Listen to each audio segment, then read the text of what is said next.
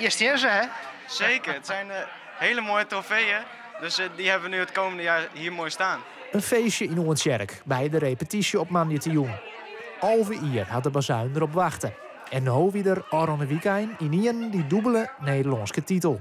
Magistraal wat er dan gebeurt. Het is onvoorstelbaar. Wij hier een prachtig mooie voorbereiding horen en we hadden spelen net zoals dwan. En dan weet je wel van ja, wauw, dit weer mooi. We hebben genoten. Ik van elkaar, mij elkaar.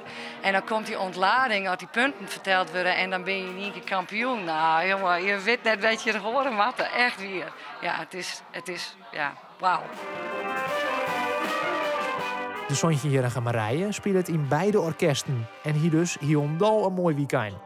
Nou, het gaat eigenlijk bij mezelf. Ik zie het gewoon relaxed op het podium. En nou, de solisten die blazen heel mooi. En het roen al je heel goed en we al je goed samen. En het rond net uit elkaar. Dus dat is wel heel fijn. Zeg. Maar dan wist wel van, nou, het ziet goed in elkaar al je.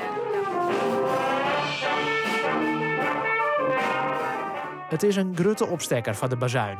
In een tijd dat muziekverenigings het drega. Leden behouden is net eenvoudig. En dan komt zo'n succes op het NK net verkeerd uit. Vele footwear, ja, je bent in een club.